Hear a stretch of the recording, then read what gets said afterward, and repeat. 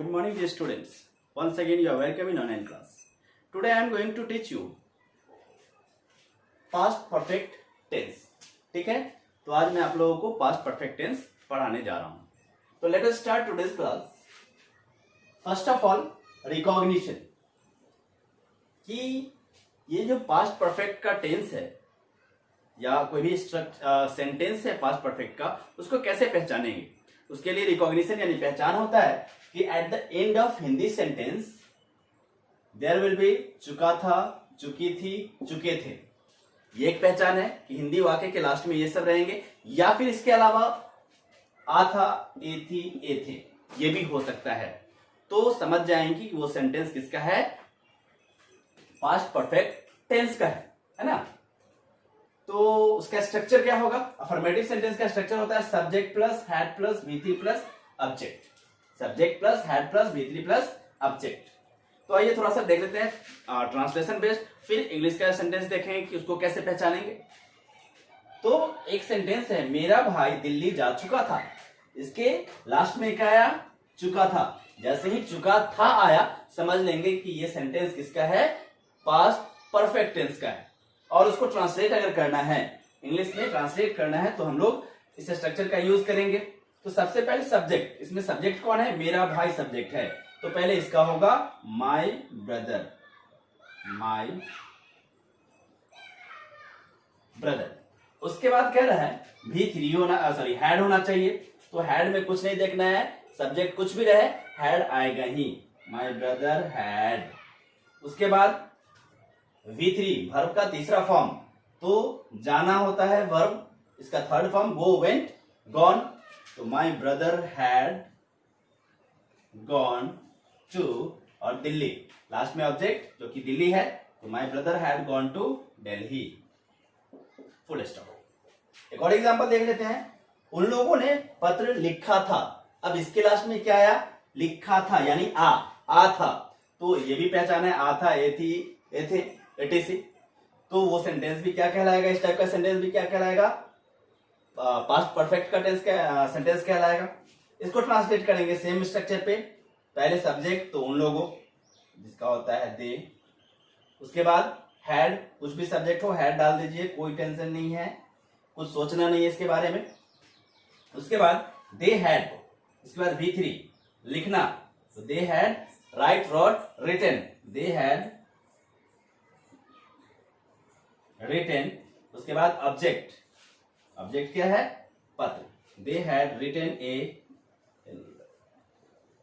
एक बात ध्यान रखना है कि हिंदी वाक्य में एक नहीं हो लिखा हुआ, तो भी इसमें आर्टिकल के तहत ए या एन यूज होता है ना. कुछ स्टूडेंट को ये कंफ्यूजन होगा, सर इसमें तो एक नहीं है, तो एक नहीं है तो ए कैसे आ गया? तो आर्टिकल आप लोगों ने पढ़ा होगा, उसमें उसके तहत आता है. ये जो है एक नाउन है और काउंटेबल नाउन है, सिंगुलर है, इसलिए यहां पे ए का यूज होगा. ठीक है. अब देखते हैं हम लोग निगेटिव सेंटेंस.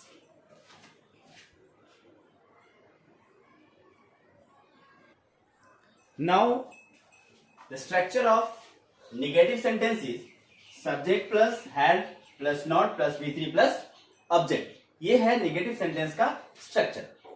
अब थोड़ा सा हिंदी से हटते हैं. हिंदी तो पहचान ही लिए, अब डायरेक्ट इंग्लिश का सेंटेंस कैसे फॉर्म करेंगे? तो हमको सबसे पहले क्या चाहिए? एक सब्जेक्ट चाहिए. सब्जेक्ट सपोज करते हैं, बहुत सारा हो सकता है. आई हो सकता है, वी हो सकता है, दे हो सकता है, आई एंड वी हो सकता है, यू एंड दे हो सकता है. कोई भी सब्जेक्ट ले लेते हैं, सपोज आई ले लेते हैं. उसके बाद क्या चाहिए? हैड चाहिए, हमने हैड ले लिया. उसके बाद नॉट चाहिए, तो मैंने नॉट ले लिया. उसके बाद कोई वर्ब चाहिए, तो गो, वेंट, गॉन, गॉन ले लेते हैं. उसके बाद कोई ऑब्जेक्ट चाहिए या अदर वर्ड चाहिए, तो I have not gone to Delhi. ये हो गया. तो ये हो गया निगेटिव सेंटेंस किसका? पास्ट परफेक्ट टेंस का. कैसे?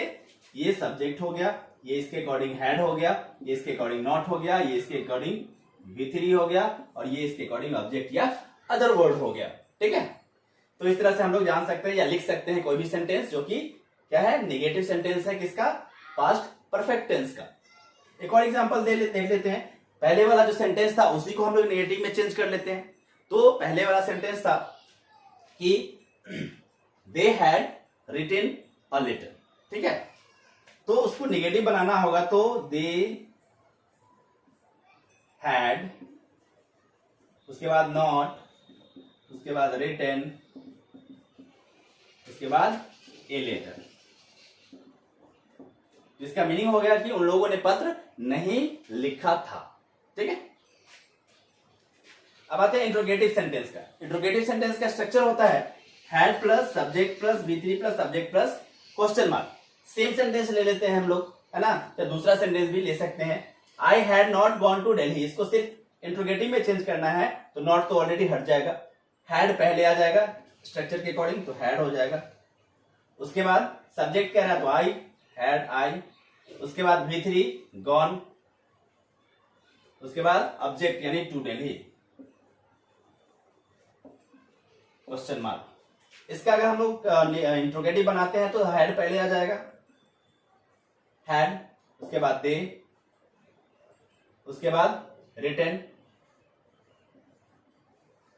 उसके बाद ए लेटर और क्वेश्चन मार्क।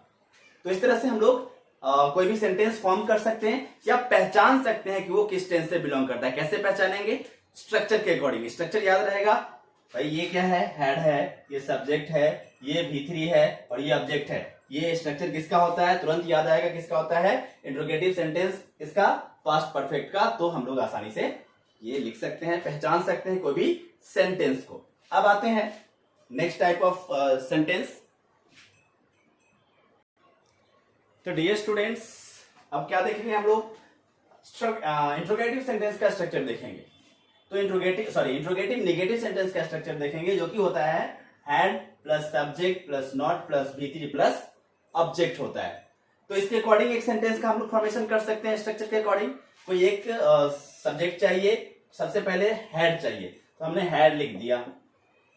उसके बाद एक सब्जेक्ट चाहिए, सब्जेक्ट ले लो, ही ले लो, ही हो गया। उसके बाद नॉट चाहिए, नॉट ले लो। एक वर्ब 3 चाहिए, प्लेड ले लो। उसके बाद एक ऑब्जेक्ट चाहिए, अदर वर्ड चाहिए, तो क्रिकेट ले लो और क्वेश्चन मार्क दे दो। तो हो गया had he not played cricket. ये बन गया एक सेंटेंस जो कि क्या है? इंट्रोगेटिव नेगेटिव है। और किस टेंस का है? तो पास्ट परफेक्ट टेंस का है। इसका मीनिंग भी हम लोग देख सकते हैं। Had he not played cricket का मीनिंग होगा क्या वह क्रिकेट नहीं खेल चुका था। एक और एग्जांपल ले सकते हैं। हैड पहले चाहिए भाई, had they not gone to Delhi. ये भी एक सेंटेंस हो गया, ये भी उसी से बिलोंग करता है, इसी स्ट्रक्चर पे है ये, ठीक है। अब देखते हैं WH क्वेश्चन। WH क्वेश्चन का स्ट्रक्चर है WH word plus had plus subject plus V3 plus object. तो कोई WH वर्ड ले सकते हैं, जैसे वाई है, वाई, उसके बाद हैड, वाई हैड, उसके बाद सब्जेक्ट, तो ये मान लेते हैं ही सब्जेक्ट है, दे ही हो सकता है, वाई हैड दे ले लेते हैं, वाई हैड दे, उसके बाद V3 गॉन, उसके बाद object gone to Delhi question mark. इसका मीनिंग अगर देखें तो हो जाएगा why had they gone to Delhi. वे लोग दिल्ली क्यों गए थे? वे लोग दिल्ली क्यों गए थे? ठीक है, इस तरह से हो सकता है। एक और बना लेते हैं, when had he played cricket question mark. ये भी इसी स्ट्रक्चर पे है, यानी ये WH सेंटेंस हो गया या WH क्वेश्चन हो गया किसका? पास्ट परफेक्ट टेंस का। तो डियर स्टूडेंट, ये था हमारा पास्ट परफेक्ट टेंस। इसको आप लोग मेमोराइज करेंगे, स्ट्रक्चर्स को माइंड में रखेंगे। इससे रिलेटेड जो भी एक्सरसाइज होंगे, कोई भी एक बुक ले सकते हैं, उससे आप बना सकते हैं। आज के लिए इतना ही। That's all, thank you.